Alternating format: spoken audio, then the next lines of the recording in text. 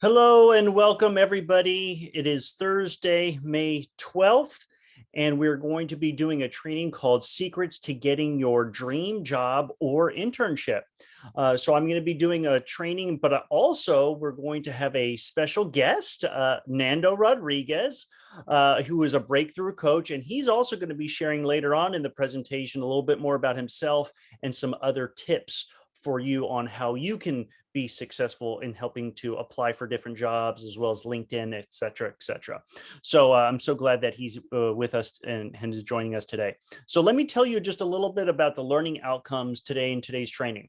We're going to go over 11 principles to help you get your dream job or internship, how you can really stand out amongst your peers, and getting a very important tip or tips on creating an excellent cover letter and resume.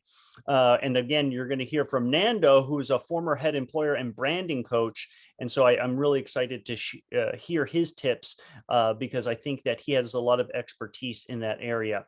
You'll learn about tips with your LinkedIn profile. At the end of the meeting, I'm going to give you some bonus tips. And as a thank you for attending this training, I'm going to send the recording out to a lot of you who aren't able to watch it live, but everybody's going to receive a copy of the 49 most common questions that you're going to get during an interview.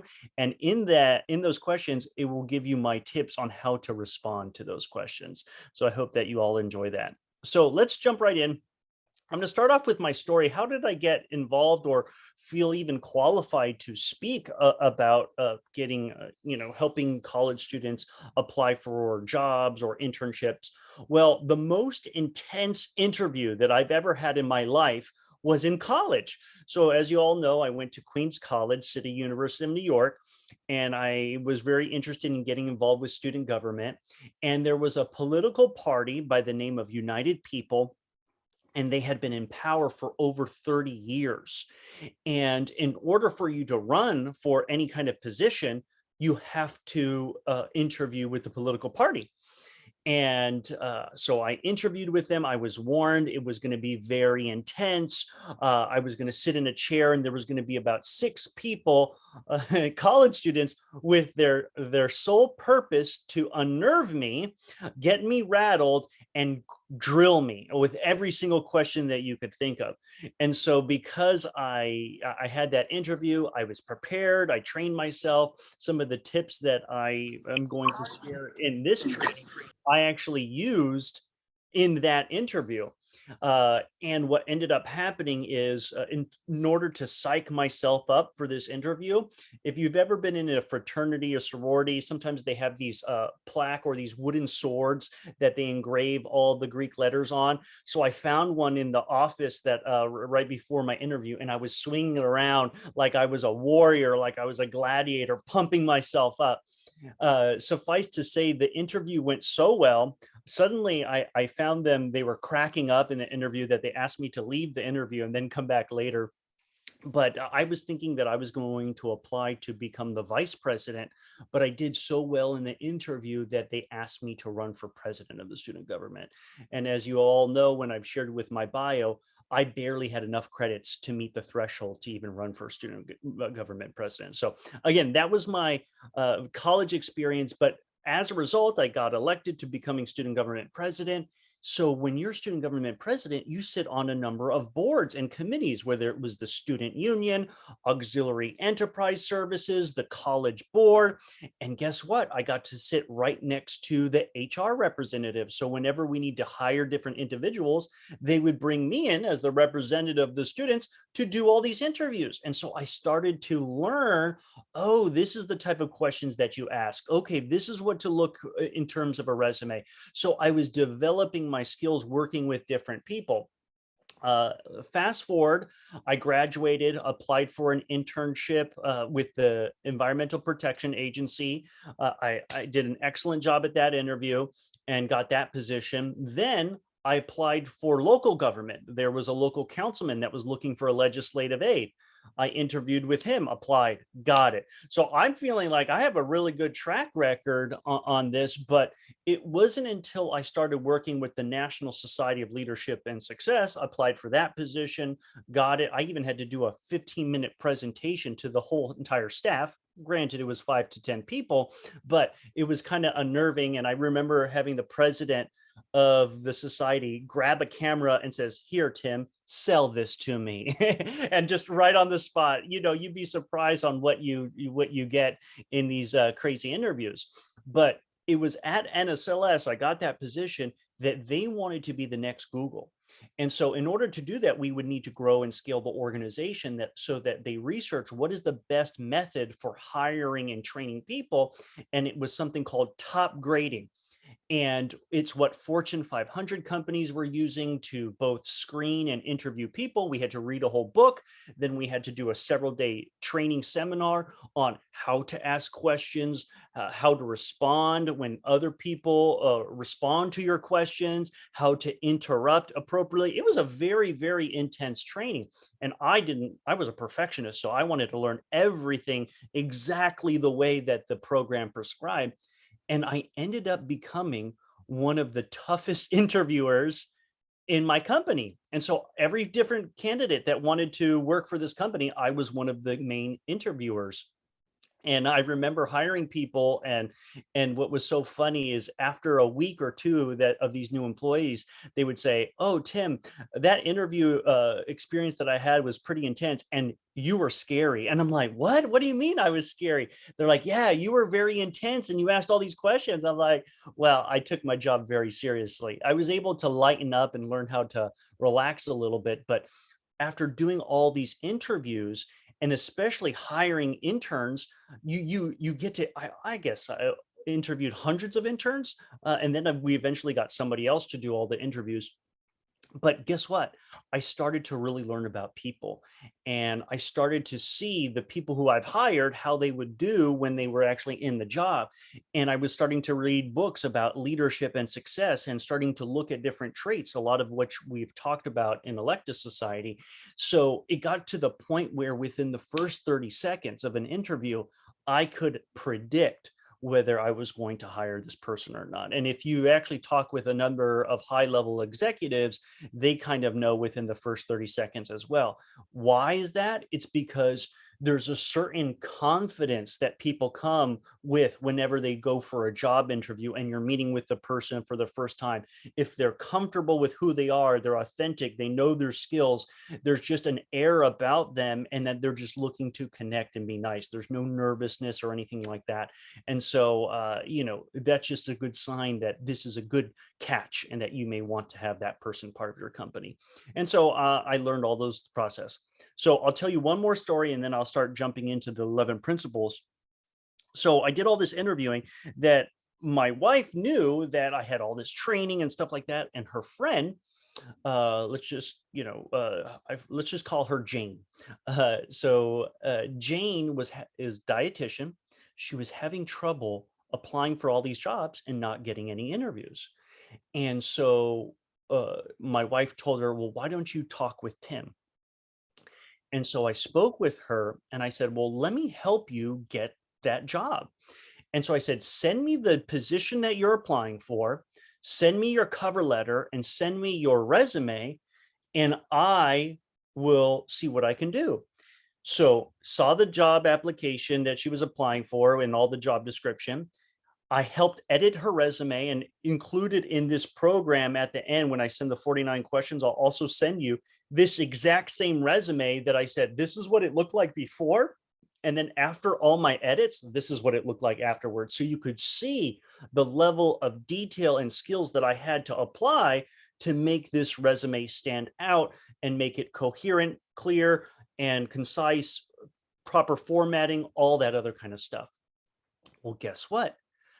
Once I fixed that, she applied to a job in particular. They wanted an interview. So success, the cover letter and resume worked.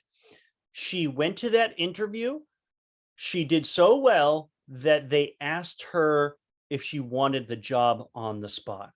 And I'd like to claim a success story here a partial success story that she said yes, but she didn't say yes. She ended up saying, let me think about it, and then informed them that she decided to go back to school. So I was hoping for an amazing success story, but at least she got that job interview. So again, some of the principles that we're going to talk about here, again, are going to help you apply to get that job, get that internship, whatever it is that you really want. So let's start off with the first principle right here. Principle number one is to know thyself. As you all know, one of my favorite movies is The Matrix. It's an older movie. Some of you weren't even born before that movie came out. But again, like I said, I highly recommend you watch it. So there was a big character by the name of Neo, and he walks into the home of a woman called the Oracle, the wise teacher and wise person and mentor. And above the door, there's a Latin phrase which stands for know thyself. And she says that it's the most important thing that you must discover about yourself. And as we all discussed in the first training where we were talking about purpose, you have to know before you even apply to a different job. Don't just apply to any job just because you need money. I understand if you're really frustrated and you need to get a job, you need to get a job. But I really want you to find jobs that are going to be in alignment with what you want to achieve. And that starts with knowing your purpose. So I define your purpose as knowing your skills, talents, and abilities. You have them. Some of are innate, some of them could be developed with some proper training, but you're really good at this. And if you don't know what your skills, talents, and abilities are, just ask your siblings, ask your friends, ask your parents. They can sometimes see your skills, talents, and abilities, even though you can't even see it yourself. And then you have to ask, well, who or what do I want to serve? So I remember when I went to college, the problem with college is they make you think that your job that you have to apply is always related to your major or what you apply for. I'm sorry, if that's the case, we would all have communication professors and lawyers and psychologists, but there are so many jobs out there that people have chosen a major and did something completely different. College is really good at providing you critical thinking skills, opportunities to network, maybe even get that resume so you can apply for those positions that require it, but it's not the end all be all. And there's so much out there. So don't just be limited to think that whatever you major in, that's what you're going to do. So I majored in environmental science, geology. I have a Bachelor of Science and a minor of business. And it wasn't until I did a leadership training program with NSLS, in fact, and what I discovered is, Tim, what are your skills, talents, and abilities? And I had to write them out. What did I think my skills, talents, and abilities? And you could circle them, write them out. And it was so interesting because it says, well, I love public speaking. I think people say that I'm a really good listener and communicator. And so all these other things that I started to have, I'm like, wow, I didn't really think about that. And then who are the people, or what do you love to serve? Well, I'm like, who are the people that I enjoy working with the most? Guess what the answer was? College students. So again, it's almost 20 years later and I'm still working with college students because again, this was what I think I was meant to do. Now, again, this could be different for different people. My wife, who I met at college, Michelle, she majored in environmental studies, but she was terrible in school. I remember taking a class with her and helping her with her studies. It wasn't until she really discovered her purpose, the people or things that she loved to serve, was she loved animals. And so the moment that she realized that she wanted a career or profession dealing with animals, she decided to become a vet tech.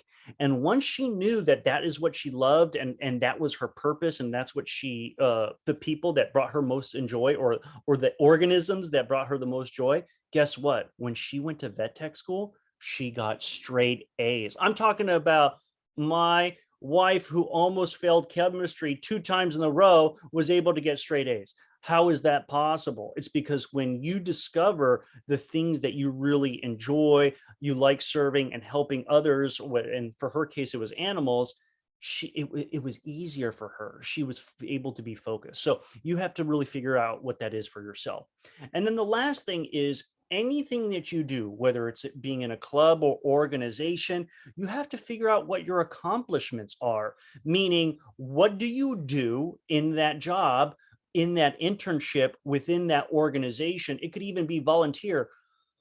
Well, you're taking up space, you're breathing the air. How are you adding value to that organization? So, the reason why I say this is because that's sometimes the hardest thing for college students that I have seen when they apply for a job is they say, well, I was doing this role. I was a part-timer.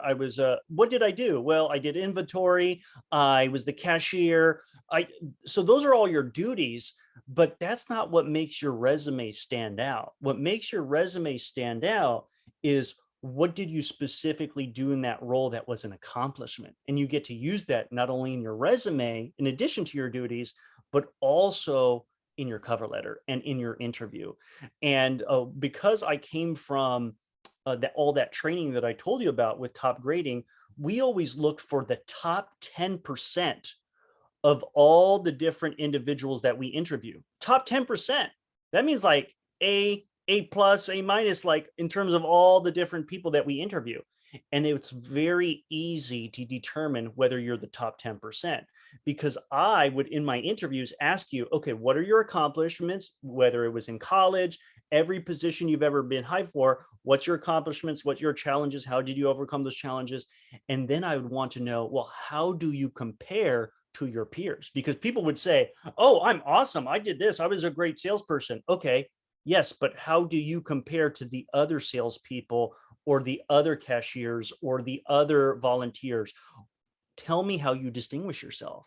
And again, that was when people were really caught off and they weren't really prepared for that answer. They're like, well, I did all right. Again, you did all right. That means that there were other people that are much better or more engaged or things like that. So again, it's changing the way you think about your resume, and even the things that you're doing right now to build up your resume is like, if you leave this job or you leave this internship, how did you leave it better than you did before so that you can actually start building up your legacy? So I'll take a moment does anybody have any questions at this time? Feel free to raise your hand or unmute your microphone. I'll give you a couple seconds. If not, we'll go to the next principle. No questions? All right, let's keep going. All right, now we're going to do an exercise. So people always ask me, okay, Tim, well, what skills, what talents do I need in order to apply for a job or an internship? Where do I start? Well, I said there are so many skills, there are so many personal qualities that people have when it comes to, I'm sorry, when it comes to figuring out or applying for a job. I would say that I would boil down to these general personal qualities and these general skills. Everything can kind of boil down to these main ideas, these main concepts. So what I want to do is I want to give you guys 4 minutes, right? Just take a couple of seconds for each thing, pull out a pen and paper. If you don't have a pen and paper, pull out your computer screen, write down this keyword, and then I want you to rate yourself on the scale of 0 to 4, 0 being poor, 1 being weak, 2 being average good, 4 being excellent. How would you rate yourself? So for example, if I was doing it for myself, I would write down, okay, enthusiasm or energy, right? I would give myself, maybe during this presentation, I might be a 4, but I would say overall, I might be a 3. I was much more excited and engaged and very outgoing and enthusiastic when I was much younger. But now I think I'm a little bit more laid back. So maybe I'll give myself a 3. All right. So again, write down each one of those. I'm going to give you 4 minutes. Do it right now. Go.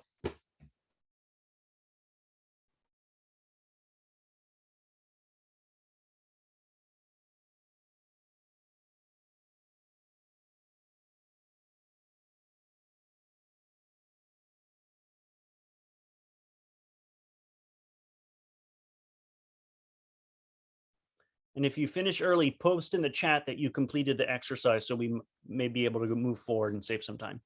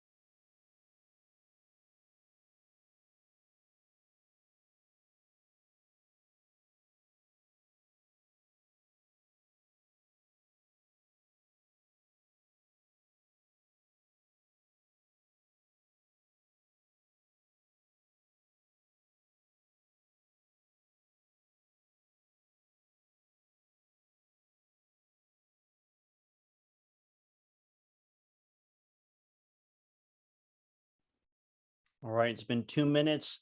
How's everybody doing? Do you need another minute or another 2 minutes? Feel free to unmute yourself and tell me how you're doing on time. Susan, how are you doing? Do you need another minute or another 2 minutes? I'm just adding up. You're adding up the whole scores. All right, Elizabeth, how about you? Did you finish doing the exercise or do you need some more time? Just kidding. I could use a few more minutes. I'm pretty close to being done, but I didn't have long. Okay, no problem. I'll give another minute. So.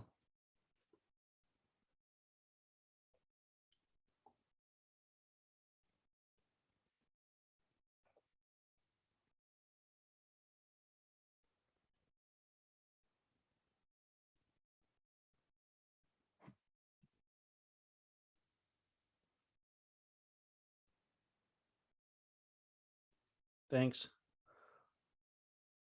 Peruso. Thanks, Shaw.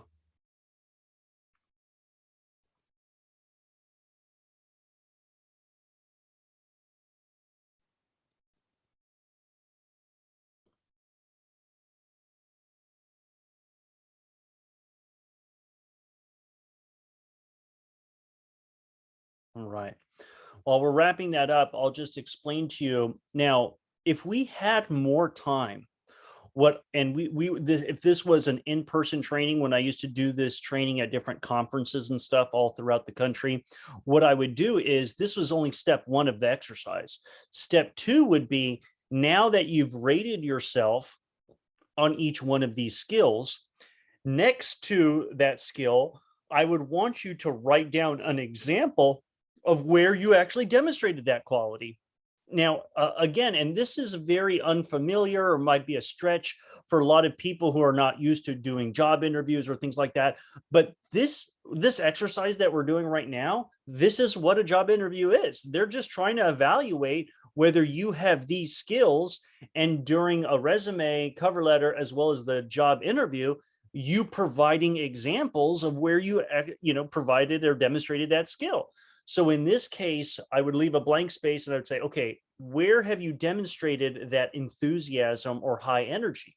So I would write on the piece of paper, I might say, well, I had to do a leadership training. I was the president of an organization, and I had to bring up a lot of energy and enthusiasm so that I could keep the members engaged, for this event. So that would be an example that I would actually write down of, this is where I demonstrated that quality. And so you take some time, however long, 5-10 minutes, to come up with examples for each one. And then we're going to talk about another principle very shortly. It's going to be about practicing out loud. I would actually pair individuals of people sitting right next to each other, say, okay, now I want you to interview the person next to you. Ask one of the skills where they've demonstrated that skill, and have that person say out loud, okay, yes, I have excellent skills when it comes to communication. Let me provide you an example. When I was doing X, Y, or Z, this is what I did, and this is what happened. And as a result, this is what the result was. That's the example. And then that other person would give that individual feedback to say, okay, how did the person do? Did they do well? What could they improve? And so the more and more you do this, the more and more examples that you provide, the better you're going to be in terms of prepping to have a successful interview and preparing for your your resume and for your cover letter. Now, some people may say, well, listen, I'm in college. For those of you who are just traditional students versus non-traditional students, I don't have as much job experience. Listen, you can use anything, whether it was babysitting job that you had, where you had to demonstrate how you had to motivate the kids, or you had to teach and train them. I don't care, whatever examples you can find, your experience is your experience, but being able to convey that is the most important part about selling yourself. So if you scored yourself on a lot of these on either poor, weak, or average, well, then you have some work to do. I would say getting involved with different activities, figure out where you can find and do activities that can develop those skills so that you can be a much more well-rounded person and make yourself much more attractive to different jobs or internship opportunities. Let's keep going. So the next principle is know the organization and the position that you're applying for. Now, I would always say that the good things to know, the details of the job, who are the clients and customers they serve, what's their standing in their marketplace, do they have the history of the product or service, any issues affecting. It's always so funny when you could just do a Google search of that company or whatever it may be and read some articles, and you'll be able to mention or name drop those articles, or when you're actually in an interview, hey, or turn it in the form of a question. I was reading about this in your industry, I wondered about this question. What does that convey to the interviewer? Wow, this person's researching, they know the issues that are affecting the industry. So those are cool tips and tricks that you can do. My favorite website that any type of job that I apply to is glassdoor.com. And the reason why I love Glassdoor is because you type in the company name, and then they have a whole overview and describes a great job describing what that company does, where they're standing in the marketplace is. But then what I love to do is read the reviews.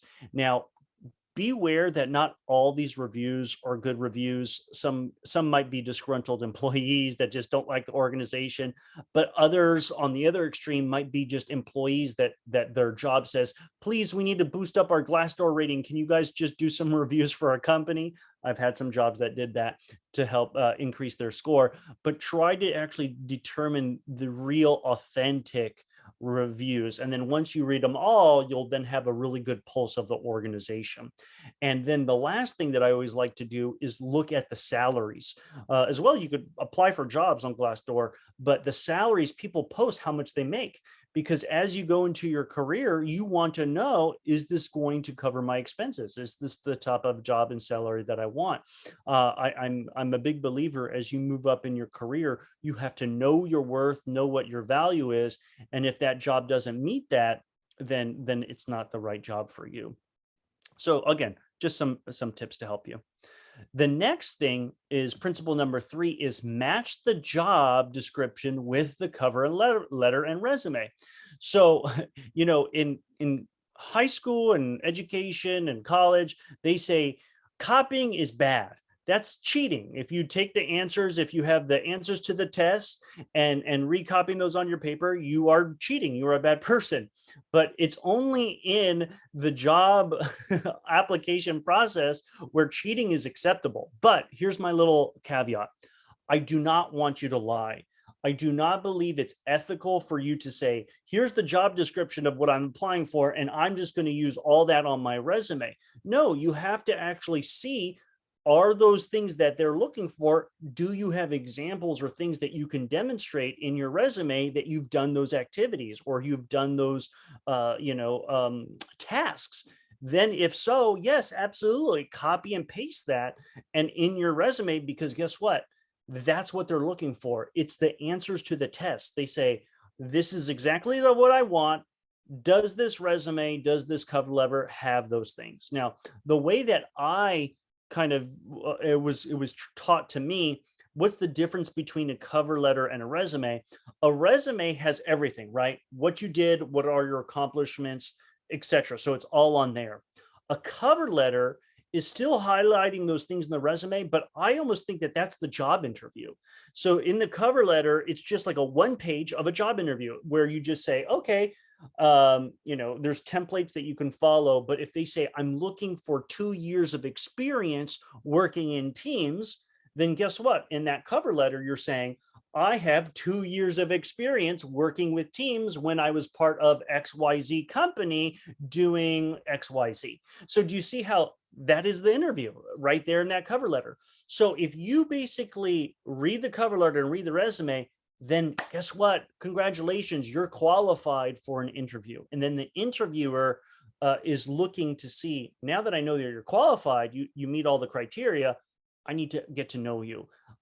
Maybe I might want to do a little more deep dive into your resume if it's a very, very good company that does a high quality level of reviewing. But most companies just want to say, can I work with this person, right? Are they coherent? Can they communicate? Do I get a good vibe from them? because the cover letter and the resume did all the work themselves. They're good to go. So this is the principle that I used with my wife's friend, and was able to really work. The next thing is principle number 4, which is prepare and practice mock interviews. So I have 2 stories that I want to share with this. So I remember my mother-in-law was applying to a job at one point, and I had shared with her, well, I do a lot of interviewing. Can we practice together? And I like to be able to help support you. And she said yes. And guess what happened? The moment we sat down, okay, and I got on my serious face and I started interviewing her, she got so nervous that she started giggling. And I said, what happened? She's like, this is so uncomfortable. I'm so used to just winging it and playing it natural. And I'm like, well, you're more than welcome to just wing it and do it natural. But guess what? If you want to be a top performer, if you want to stand out amongst your peers, then the people who are the most prepared are the ones that are going to get the job. And so, so what ended up happening, I'll tell you one more story, is that my wife, she was unhappy at one of her jobs and was ready for a change. And she wanted to apply for the Bronx Zoo. And so she asked me, Tim, could you help me with my resume and cover letter? I did all my work, matching it, providing those examples. Guess what? She got the job interview. And so I said, okay, now let's practice for the job interview. So it's the night before, and I have all my questions that I'm ready to ask. And I start asking her these questions, and then she starts responding them. And after 10 minutes, you know what my wife says to me? She's like, Tim, let's just stop. Okay. You're making me nervous. They're not going to ask me any of these dumb questions. These are just very general questions. Listen, I'm a vet tech. They're going to ask me about my specific role and my duties. I need to study this, not these general questions. And I said, you know what? This is your job. This is your interview. You do you. Okay. Guess what happens? She goes to the interview, and what type of questions were they asking her? Oh my goodness, I could see her roll her eyes. They were asking her the same questions that I was mocking with her, right? Because most interviews ask the same general questions. And I'm going to share that answers to you with this recording. And so she was able to answer some of them, but then she wasn't prepared for one of the others and got kind of tripped up, but she recovered. And then they basically said, hey, do you really want this position? My wife wavered back and forth, and she ended up not taking it. Then I'm going to tell you one more final story related to my wife, because I think it's going to really help you in your job search. So she's still looking for different jobs. And she's like, I don't know if I'm going to find a right company or organization or a veterinary clinic that I'm going to love. And I said, well, listen, why don't we apply to some different jobs? And I did some search. I was like using Indeed at the time. And I found a position, and it was in the area of oncology, or, cancer and animals. And I read the job description. I said, Michelle, what do you think about this? And she's like, well, you know what? I've done some screening, some testing for some cancer patients, but this is going to be a high level position, Tim. And I don't know whether I have the skills or the amount of experience in that particular field. And I said, don't worry. I don't want you to lie, but I do want you to share that you have experience with oncology, some. And because you do have some of those things. So let's put that in the resume. You never know what's going to happen. So just apply. So she submits it. Guess what? She gets an interview. This time she actually listens, and we help prepare her for that interview. And then they ask her questions about the oncology and things like that. And she's very honest with them. Like, listen, I've done these type of tests, and I know that I don't have as much experience, but I would like to learn, and I'm confident, et cetera, et cetera. Well, guess what happened?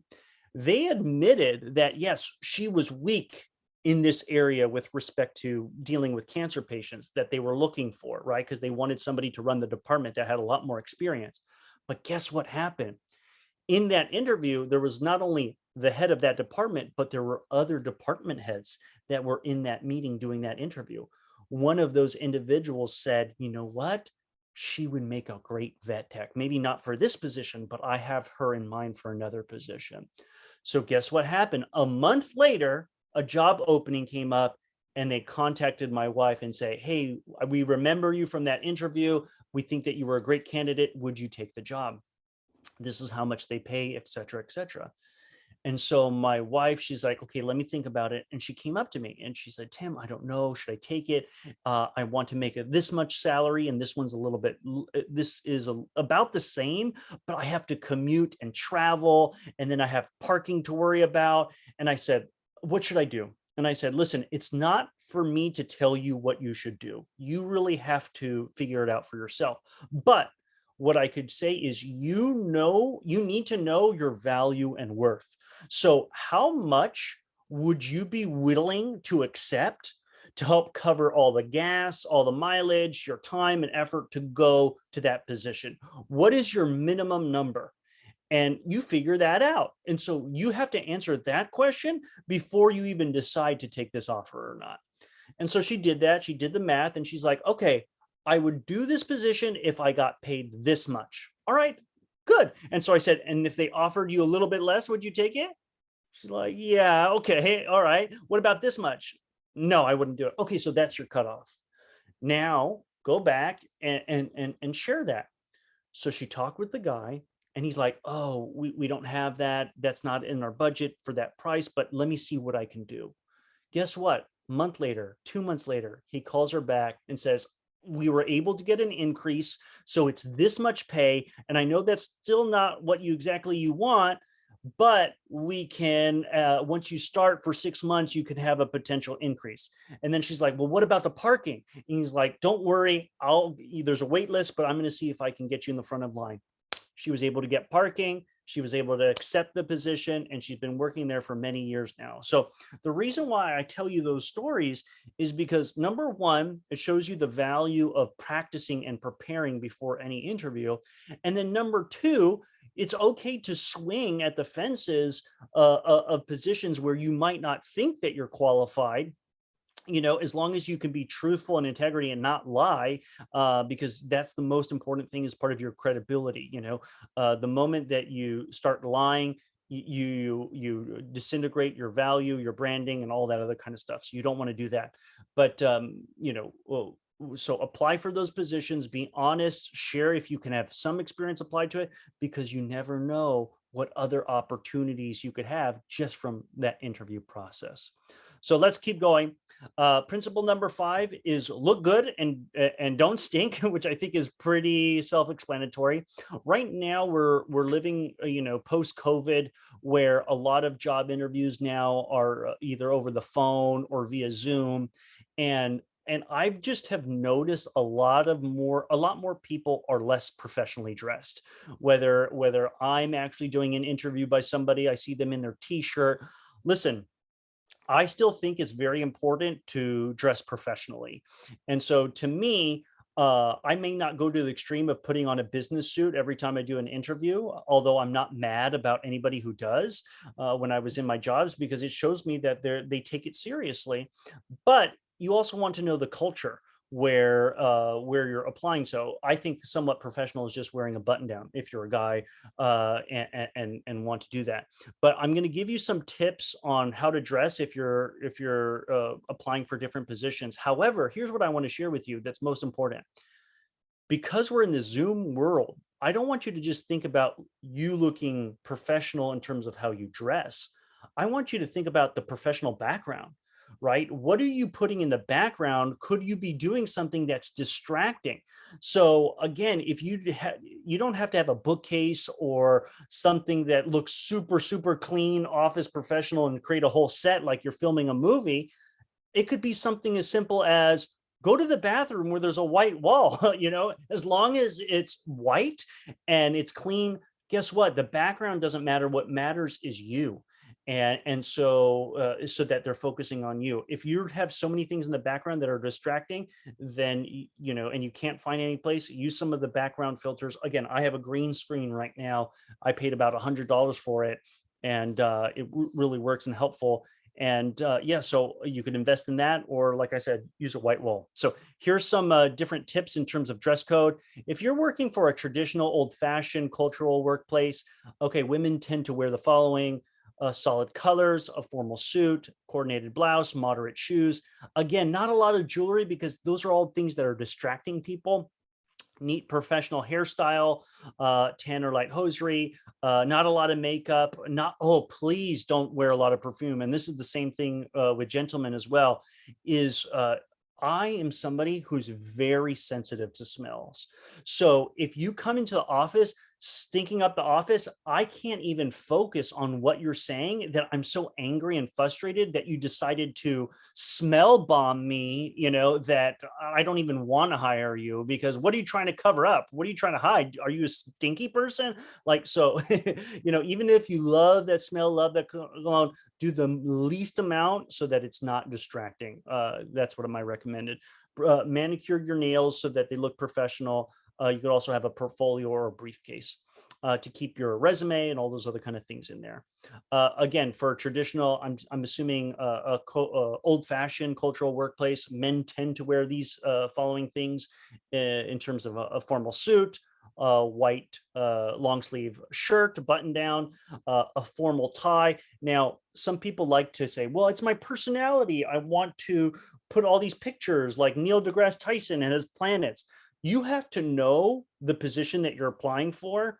But I can tell you this, even if I was Neil deGrasse Tyson and like that was my branding or whatever, I would be so distracted by the ties and the images that it would be difficult for me to focus on what he is saying. So again, I would say try to avoid any kind of images, something that's very subtle. And again, if it's less formal, a button down is simple with a nice collar.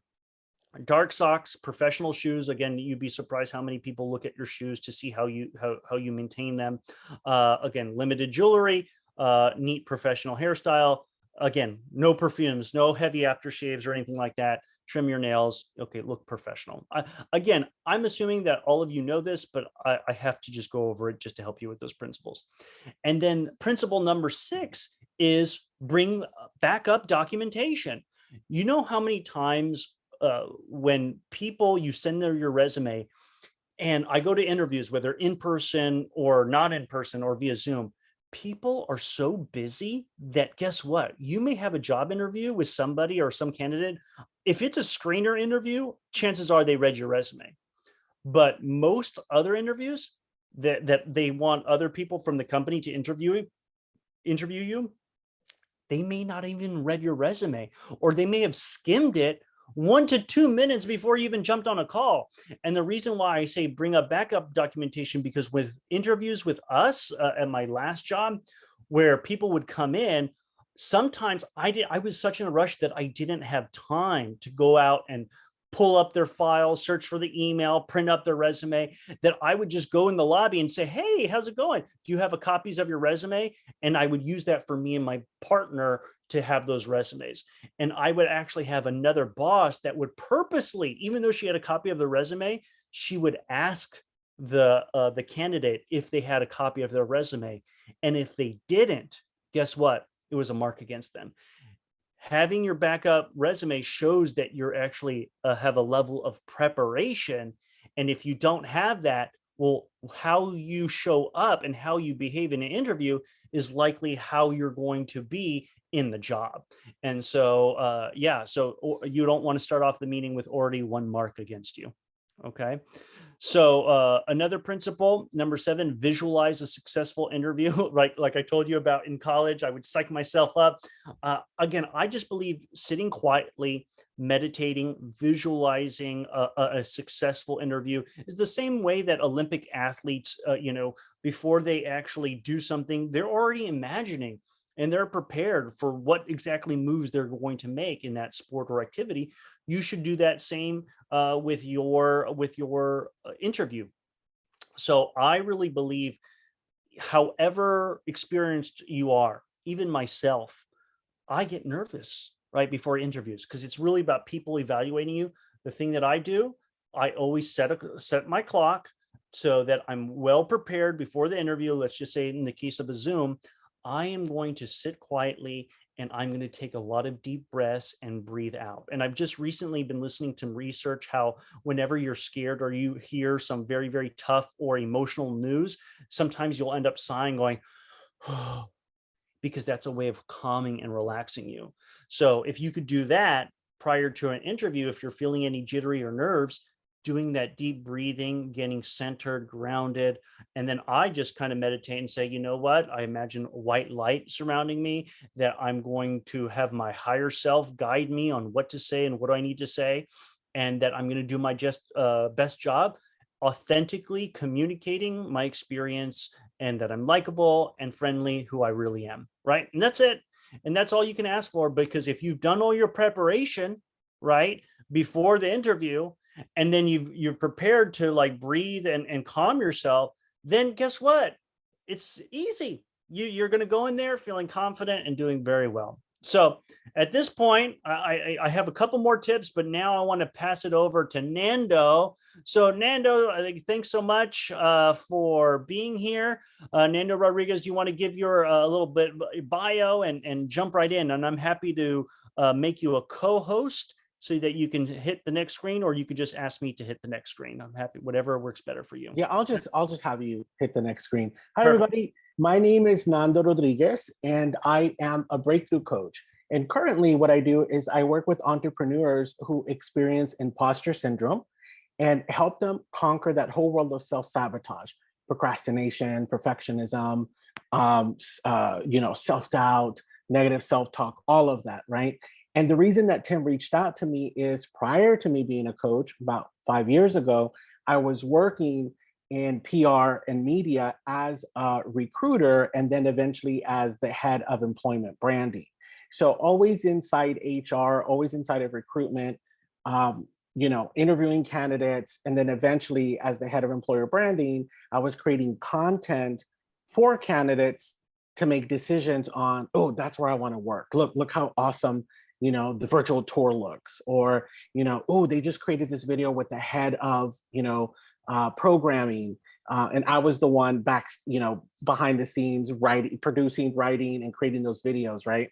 So I just wanted to share with you all, my knowledge, my information, and help you and be of service, right? And so, Tim, if you can go on to the next one.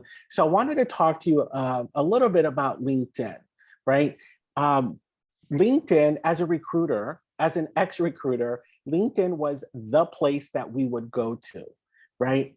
And look for candidates. The second place would be our internal database. Now, you would think our internal database would be the first place. It just wasn't. Mm-hmm. And when you speak to other recruiters, it's still LinkedIn, right? So you want to make sure that when you apply to jobs, and this is where it gets kind of dicey, right? Because you apply for a job and you want to match what that job is, but eventually you're going to have a LinkedIn profile, and that you want to keep pretty, neutral or industry savvy. So if you're into media PR, you want to make that LinkedIn profile, juicy and tantalizing for people in the media PR business. But if you're into finance and, Goldman Sachs, the financial district, then you want to keep it true to who you are, right? And here's what we do as a recruiter. I'll give you like a little BTS behind the scenes is, and Tim was absolutely right on matching the key phrases of your resume and cover letter to the job description. What we do is, we come in, the hiring manager says, hey, I have a new position. Here's the job description. We as recruiters take a look at the job description and we see, I'll use social media as an example, because that's what I used to do. Is I used to recruit for the social media division for Ogilvy and Mather. Is, oh, I'm looking for somebody to run the beverage account Corona, and I want them to be a community manager. So they have to have had community management experience at least 2 to 3 years, and a beverage company would be a plus.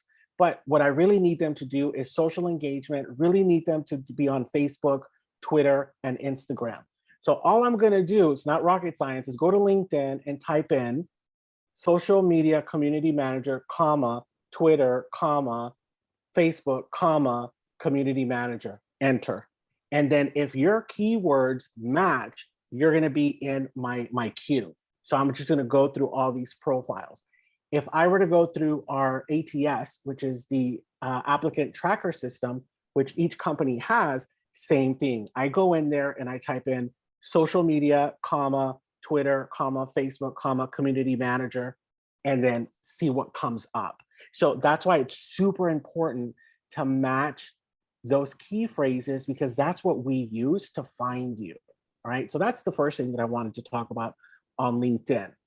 The second thing I wanted to talk to you about is actually, if you're on other social media platforms and they're public, and you're going through, okay, I'm gonna apply for a job or an internship, you wanna go through and you wanna clean up your platforms. And what I mean by that is, we as recruiters, hiring managers, we're gonna go looking through your social. We wanna get to know who you are when you're not at work, because there's sometimes a liability crossover. And so we will go and find you on Twitter. We'll go and find you on Instagram and get a feel for, will this person fit in culturally, right? Is this a culture fit? Will this person get along with the rest of the team? A lot of times you'll be surprised what people keep on their social, very political. And so if you are going to be on social platforms like Twitter, Instagram, go private. And then this way, companies are not legally allowed to ask you for your social media. Like, hey, could you reveal this to me? I need your password. They're not able, they just don't do that. But if you're open, they're going to go and they're going to look, and they might not see something, and they might see something they might not like. And that's probably why, they might end up canceling an interview, or you won't even get the interview in the first place. So just be cautious. And also, when you get the job, be cautious of what you're posting on social media, because it is a reflection. Even though you post on there, these are my opinions, this has nothing to do with, Ogilvy or what have you. It's become such a world that's meshed up with cancel culture that they don't want to be associated with you, and people lose their jobs because of social, right? So just something to keep in mind, not for you to be afraid or anything or keep away from doing social, but just for you to be cautious and be savvy about it, right? Let me see, what else about LinkedIn? There's an opportunity also on LinkedIn for you to, when you're applying for these jobs, something that I always encourage my friends and candidates to do is do research on your recruiter if you can. Look them up on LinkedIn, and then you do that thing. You look them up on Instagram, you look them up on Twitter, and just get a feel for them, so that when you're on that phone screen, right, you kind of get to know who they are, and they're not such a, who's the man behind the curtain situation. So you're not that nervous anymore. You're just like, oh, that's just Bob. He had a barbecue last week. Now you don't want to mention it, because that's a little stalkerish, right? But you just want to get a feel for it. And I think you folks get that, right? I'm going to open it up right now. Like, is there anything that I've said so far that maybe you have a question on, or maybe you're curious about social media or LinkedIn? Well, while they're thinking of any questions to ask you, Nando, I have a question. One of the things that I have shared a lot with the members of Electus Society is, and I'm just very transparent, I'm not really on social media. I have a Twitter account, I have a Facebook account, but I have an Instagram account, but I am not on it at all. I can't, occasionally when people see it, or they might say it, my wife might share something and she texted me, and that's the point I click on it and look at something on Instagram, but then I shut it off really quickly. When I see applying for different jobs, I do see that they want you to put in some different social media. Do you suggest for somebody like myself or other people who are not active to social media, even if I have an account, that I still post it? Does it raise a red flag if I don't include my social media? I'll be honest with you, if you don't post it, it's like, either the question comes up, does this person not have it at all? Or is this person avoiding the question, right? Mm-hmm. So here's the thing, if you're not active, you're just not an active person. That's okay. So I would go ahead and put it in there, and they will and they will see that, like, oh, Tim's not an active person, but he has it. Okay, got it. Okay, got it. Yeah. Yeah, It but just takes away that insecurity that this guy is suspect, right? That yes. that he doesn't. I don't have anything that's controversial on my social Mhm. media. Yeah, Okay. and if anything, it could even be like reassuring, like, oh, okay, good. You know what I'm saying? Because they're not gonna, like, me, for example. Yeah. I'm on social 24/7, right? Mhm. But I'm posting, business stuff, or I'm posting, client stuff. But if I were to get, for whatever reason, a company were to look me up, that's all they would see, because that's honestly all I post, you Mhm. know? But they would know, like, okay, he's a poster. We get it, Again, there's nothing wrong if you're not active, but if you are active and you're posting,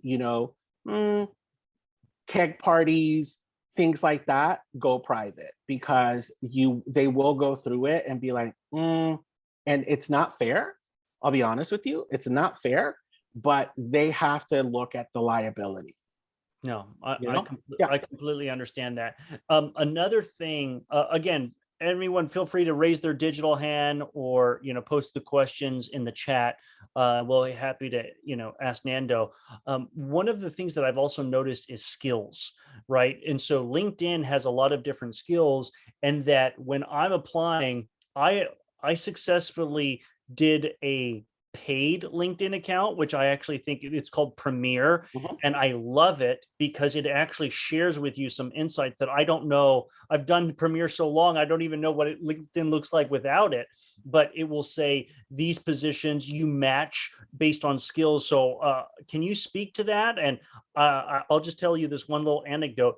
Because I applied to different positions, even though it's much better if you applied and narrowed down your specific position so that those skills apply for that position.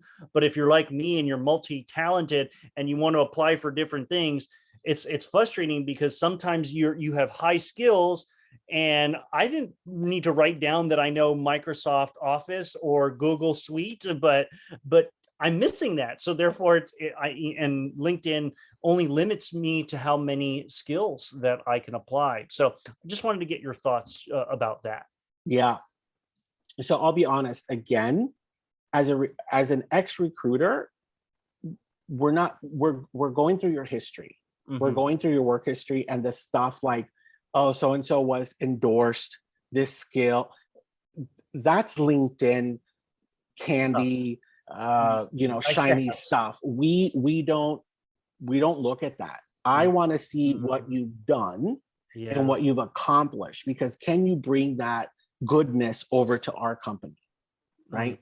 That's what we're looking for. Because a lot of times you'll see, a lot of people have, blogging as a skill. Great, this job doesn't require it, so it's not going to be something that we're necessarily looking at.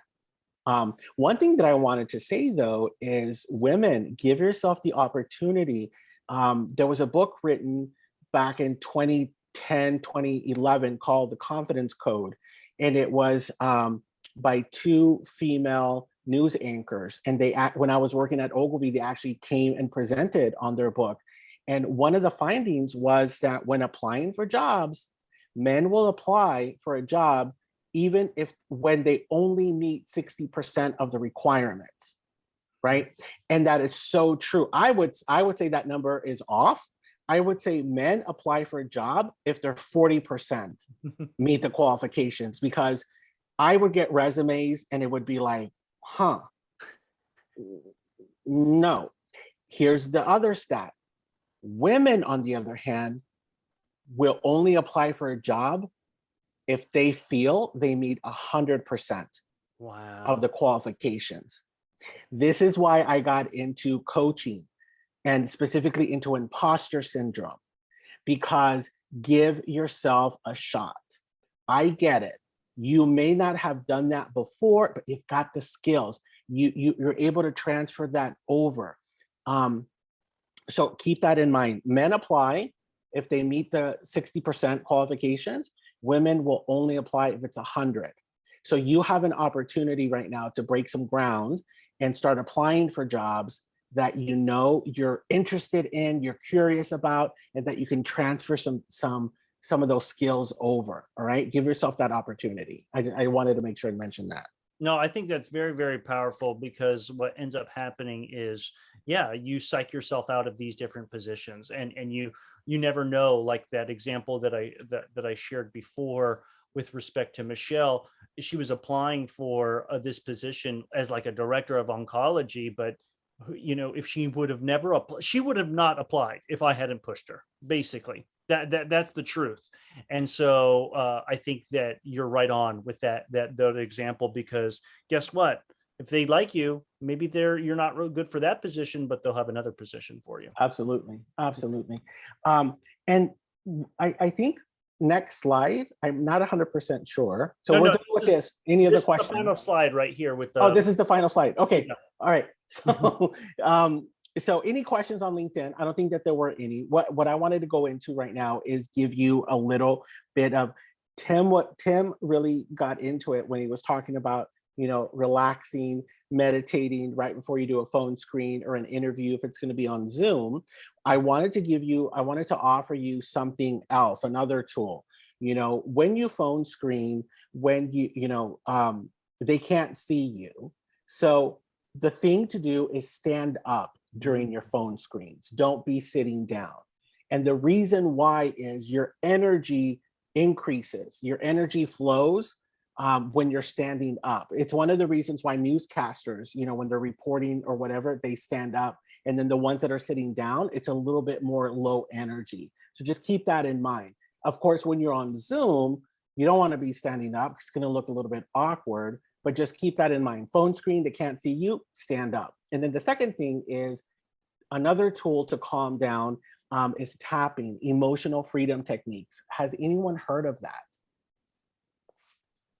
Has anyone heard of tapping, EFT, emotional freedom techniques? Okay, great.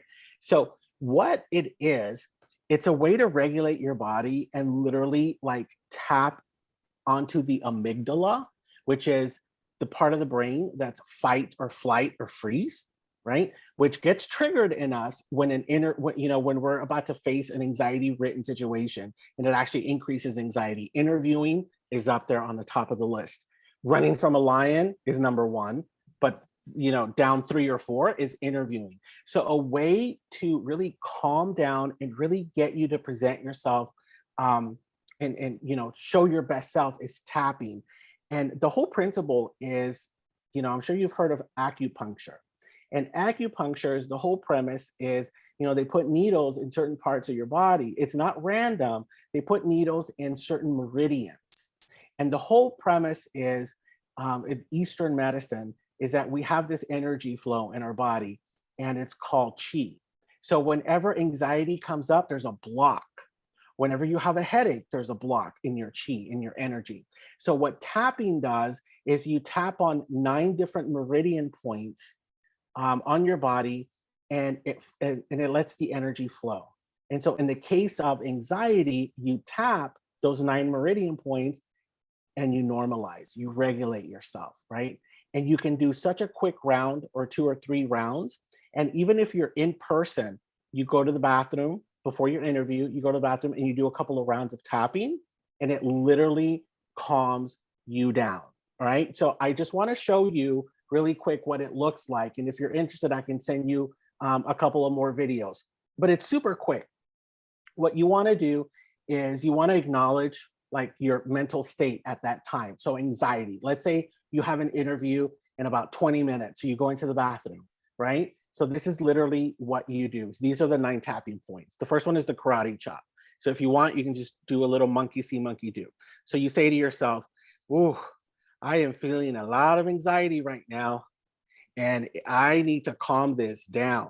The anxiety level is at a 10, and it's not working for me. Here's the second meridian point, the top of your head. This anxiety is going to keep me from showing up my best self. This anxiety is going to have me forget certain skills. This anxiety is going to have me not show up the most powerful. This anxiety is going to have me wreck this interview. The anxiety is going to have me say something I probably shouldn't say. The anxiety is going to have me ask a question that really wasn't appropriate. And I'm ready to let it go. I'm ready to calm myself. I'm ready to be cool, calm, and collected. I'm ready to just drop the anxiety and be my best self. I'm ready for this interview. I can take anything they throw at me because I'm empowered, I'm cool, calm, and I know who I am. And that's it. That's a round of tapping right there. So if you notice, I first acknowledged all the negative, right? The anxiety, it's going to keep me from showing up powerful. It's going to keep me from asking the right questions. You want to do that. You want to get it out of your system because that's what you're thinking subconsciously. That's what's there. Then you do a round of, and I'm ready to let it go. And then you start regulating, you start slowing your heartbeat down, you start slowing your thoughts down, and then you get into a calm state. And then you're ready to go. And then you walk out, right? So I just wanted to offer that to everybody. Tapping, it's something that works immediately because you are actually self-regulating on the spot. And listen, you can tap, you don't just use this for interviews, but let's say, you just got into an argument with someone, or what, go to the bathroom, excuse yourself and start tapping, release the anger, the frustration, whatever it is. So yeah, I wanted to give that to you. And last, or second to the last, I wanted to give you an interview prep. But I think, Tim, are you going to do this? Oh, you love tapping. Yeah, awesome, Susan. Are you going to do? I have just a couple more tips, and then we're going to do a Q&A. But yeah, feel free to share anything you want, and you're going to stay for the rest, and we'll be done in about another 15 minutes or less. Yeah, so I just wanted to do like an interview prep, like actual, here's the thing. Recruiters are now using behavioral-based interviewing questions, right? And what does that mean? That means the question is going to come in the form of, tell me about a time when you were so under pressure that you failed at your job. They want to see how you responded, how you acted, how you, what you were like in that situation. And, they want honesty. So it's called behavioral-based interviewing. So in that situation, what you want to do is you want to walk it. My advice to you is to walk into every interview with already 2 to 3 scenarios in your head that you can tap from. The last thing you want to do is be on the spot and not know how to respond. So you want to think of a time when you actually underdelivered or that you failed, right? But you still want to put a pretty bow at the end of it, right? You want to put a pretty bow. So here's an example. Nando, can you give me a time when you were working as a recruiter and you completely failed and how you handled it? Yeah, absolutely. So I was recruiting for the vice president role of Twitter to handle the IBM account. And so I was bringing all these amazing candidates in. And one of the candidates that everyone was super looking forward to was, scheduled for Monday at 2 p.m. And everyone had rearranged their schedule to meet this candidate, right? And this person missed their flight. They were coming from Chicago and they missed their flight. And they had sent me an email by like 6 a.m. And I was in a training and I didn't check my email. And so everyone was waiting for this person at 2 p.m. and they didn't show up. And I got reamed out. Like it was my, like I accepted responsibility. I should have been on top of my email. But here's what happened.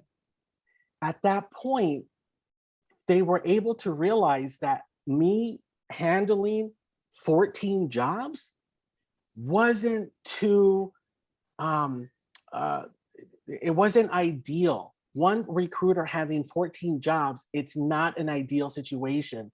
Usually it's one recruiter handling 4 jobs or 8 at the most. 14 was overboard. So what they implemented was they hired someone, a scheduler, who is now responsible for the calendar, because I wasn't the only one that this has ever happened to. So actually that situation opened itself to us to be better organized, have a better workflow, and it never happened again in the company. So do you see, like, yes, I failed and I had to take responsibility, but it opened up a different opportunity for the company and for us as a division, and it never occurred again. So you want to be able to have a situation where you failed or it didn't go as planned, and then you wrap it in a pretty bow at the end anyway. You want to have a situation where you exceeded expectations. Oh yeah, let me tell you about that one time when you want to have it ready, right? And you want to include teamwork if you can. You want to include in your scenario a little instant of you independent thinking, teamwork, and that you work well with others, because it covers all the bases. So that's behavioral based interviewing. And again, I would have 3 scenarios that you're ready to go and tap into. I haven't interviewed in a while, so it took me a while to remember that story. So I kind of like lagged a little bit. But yeah, a time when you failed, a time when you overpromised and underdelivered. That's sort of the same thing.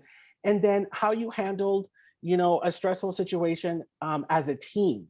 So these are like little scenarios, and they could ask you all these 3, and it could be the same story, just a different aspect. You know. So does anyone have any questions on that? Well, Nando, I want, while they're coming up, and feel free to post in the chat or unmute yourself. What I wanted to just add to what you're saying is, when I was doing interviewing and I would ask them, what was your biggest challenge or mistake? I would always understand that people are imperfect.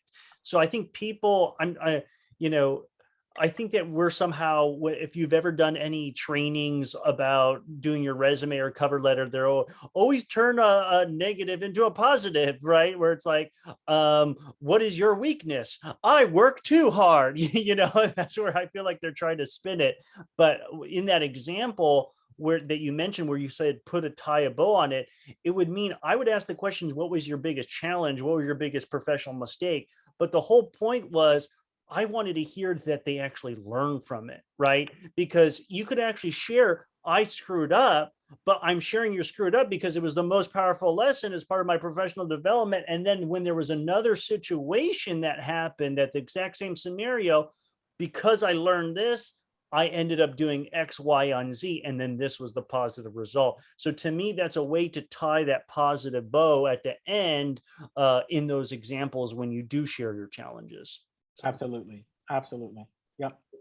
Yeah, so Nando's still staying for the Q&A. So if you have any other questions, feel free to, think them up, type it in the chat. We'll keep going. We just have about 11 more principles. So this is the 8th one. The last one is going to be coming soon. So principle number 8, be prompt. First impressions matter. So if you're doing an in-person interview, I would always get so frustrated when people would arrive a half an hour or 45 minutes early. I'm like, what the heck are they doing here right now? It's supposed to be at 12 o'clock. They're showing up at 11 a.m. No, don't do that. So I would always say, if you're going to go do an in-person interview, yes, you want to prepare, especially if you live in New York or wherever you live. If you depend on mass transit, buses, whatever it may be, you can always anticipate that something bad could happen. Bus could miss the bus, whatever it may be. So you don't rush things, but always plan to be at your location maybe an hour early. But go to Starbucks, go to Dunkin' Donuts, go to a coffee shop, a tea shop, or whatever. Stay really, really close to the job or that place. Stay in the lobby or whatever it is. And then Once it's 15 minutes right before the meeting, then you can walk towards the building, because who knows, depending, they may have some security, they may have to check in, maybe you have to go to the bathroom, whatever it may be, and then you're showing up a little bit early, and so that you're prepared. That's reasonable. Now, when it comes to virtual meetings or Zooms or things like that, listen, I joined 5 minutes right before this training. Actually, I think I had less than 5 minutes. I think I jumped in like 3 minutes before. I had a technical glitch. Oh my goodness. I asked the group to actually hold on. Let me see if I can fix that glitch. Things like that happen. And I've been doing these trainings for God knows how long. And it just decided to happen, this issue right now with host access. So what I always do is, whenever you're in Zoom, always be ready to go several minutes before your Zoom meeting. Who knows, you may have to restart Zoom. The last thing you want to be doing is emailing a person, I'm so sorry, my Zoom's not working, and then texting them. So try to be there, open up the calendar 5 minutes before, set an alarm, but then 2 minutes right before the meeting starts, you log in. You click on that meeting, even though meeting's at 3 o'clock, you log in at 2:58, because what most people do, when I've done a lot of different Zooms, they will be put into a waiting area, and then you will, once that person arrives, then you can jump in. But showing that you were there on time matters. I've even had Zooms that I've logged into and they started recording, because they want to do that. I just always want to show that I'm prompt and on time. So those are my suggestions. So let's go into principle number 9, positive body language and verbal language. Again, 99% or 90% of communication is between two people is nonverbal. So just some general tips: no crossing of your arms, no fidgeting, no tapping, unless it's prior to the interview and we're using Nando's techniques, right, to help calm ourselves. And by the way, Nando, I didn't comment. I really love that, because how many times I immediately thought tap so that you could say, I'm calm, I'm relaxed, but you're not actually getting it out of what you're really feeling. It's just more suppression, more suppression. So even though it went against my instincts, I actually, once you explained it, it made complete sense. Yell, especially if you're home and you're not around other people, like, get it out of you, get out those nerves, whatever it is, so that then you can then create the calmness and things like that. So I really love that. Look people in the eye, lean slightly forward. Again, if this is in person. Now, people become obsessed with ums. And what I would say is this: if you're so focused on your ums, then there's a problem. Why? You probably haven't followed the other principles that we've talked about before, and that Nando mentioned, where it's like you're practicing. You have to actually have your answers, you have your examples all ready to go. And if you don't know, write it out on a piece of paper, on an index card. Then, then practice with somebody. If you need to look at the index card, then look at it. If not, you're getting familiarity. If I asked you what your name is, you'd say right away. There's no thought, because it's stored in long-term, short-term memory. It's the ums that you're just worried and nervous about what to say while your brain is thinking. So it's just a filler word. But if you've already done all that prep, don't even worry about the ums, even though that you might have a couple of them, because that's you authentically communicating. But it's going to come across much clearer. And if you're too busy thinking about ums in your meeting, well, guess what? You're not prepared, and it's going to mess you up, because instead of actually being authentic, being yourself, answering the questions, you're so focused on the ums that you're going to mess up, because it's going to make you even more nervous. And then the other thing is, don't try to act so smart where you're using big words, big vocabulary. Just be clear, simple. You just have to be able to easy to understand. I remember people you're trying way too hard, trying to impress yourself. People like that shows a sign of insecurity more than a level of confidence. So don't do that. And then principle 10 is send a thank you letter or email. I remember at the time, Nando, you and I may be around the same age where it's, oh, send a postcard, send a thank you. But now in this instantaneous, that would be 3-4 days from that in the snail mail. So I'm all about the thank you email. What makes you even stand out is as soon as the meeting is over, within the next 15 minutes, if you send the email thanking them, that even seems more professional. Wow, that person's really on top of it.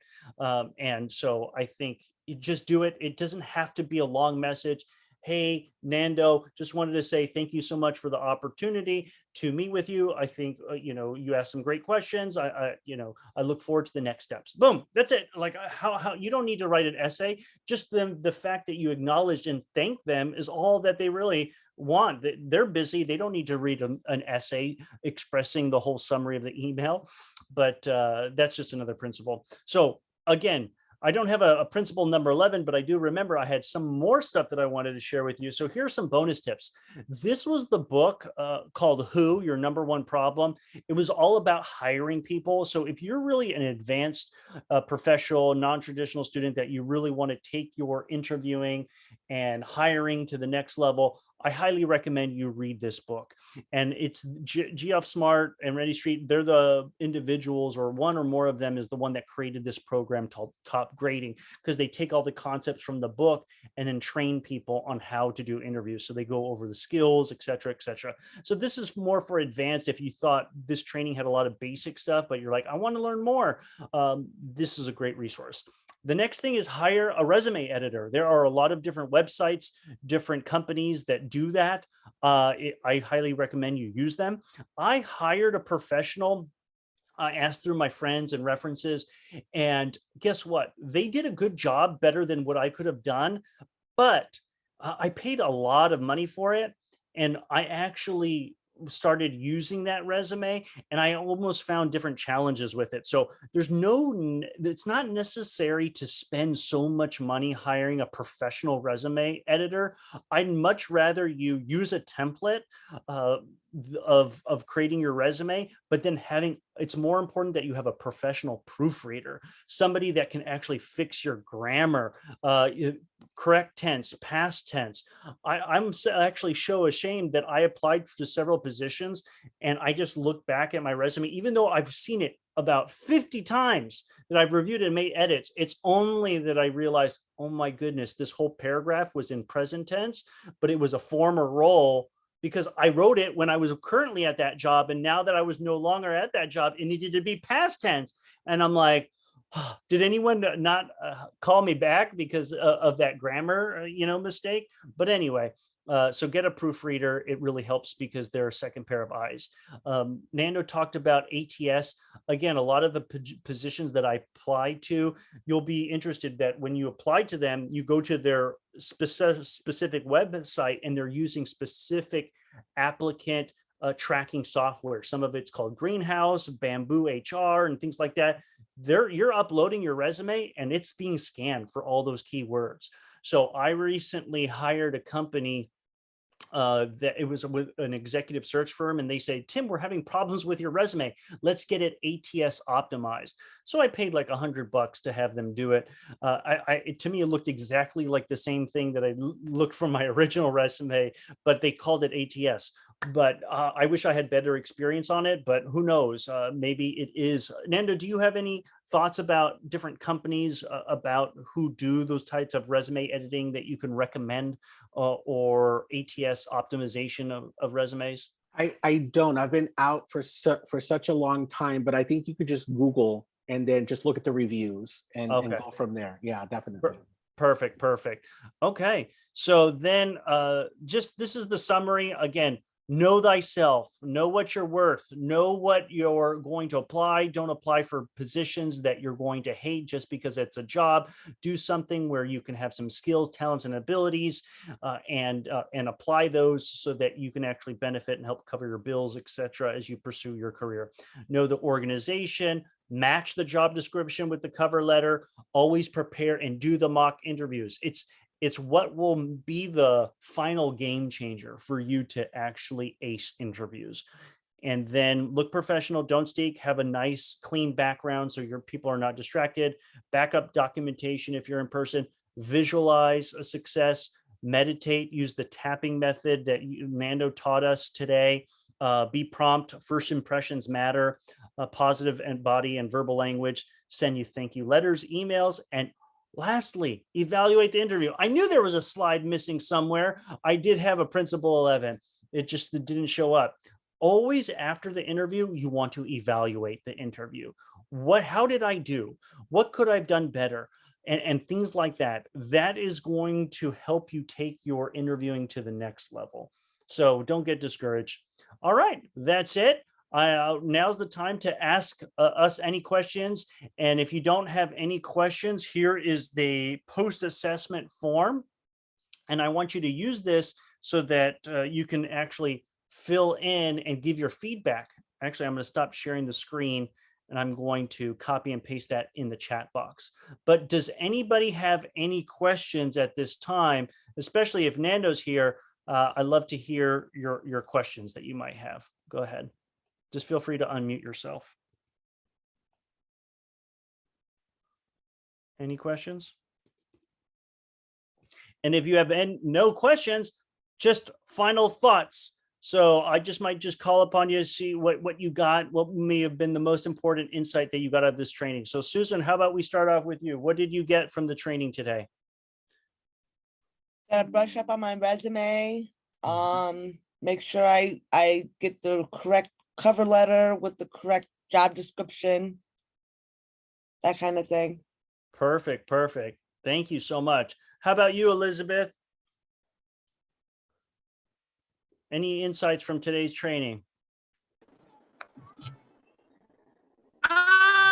No, I mean, like the social media thing, I was, pretty into it for, well, up until I took this job and I kind of like stepped back away. Now I just kind of skim it and look at it and then just go about my business. I don't really interact with too many people. I will say that like the interview process that he was talking about, that's very, very accurate. The last few interviews that I've been on, that's exactly like the stuff that they ask, 100%. But know how to sell whatever it is you're trying to sell, I guess is the best way that I can put it. So when they ask about that failure, they really want to see how you recovered from it, more so than what the failure truly was. Yeah, because everybody fails, right? Yeah, they just want to see your work ethic, whether you work on it, you improve yourself. And I just wanted to add a comment based on what you said, Elizabeth, where it's like the kind of questions that you'll get during the interview, and along with Nando, when he said have multiple examples. I'm going to send you an email, all of you, and especially those who are going to watch this recording, those 49 questions, but you don't even have to look at those 49 questions. You have them based on what you actually heard in the training today. They're going to ask you about your biggest accomplishments, your biggest challenges, biggest mistakes, how you overcame them. And guess what? They're going to go through your job description and they're going to ask you questions. Give me an example where you demonstrated this skill. So if you, every little bullet on the job description, what I would do to prepare for an interview, I would say, how many examples can I come up of me demonstrating this quality or this behavior or this example?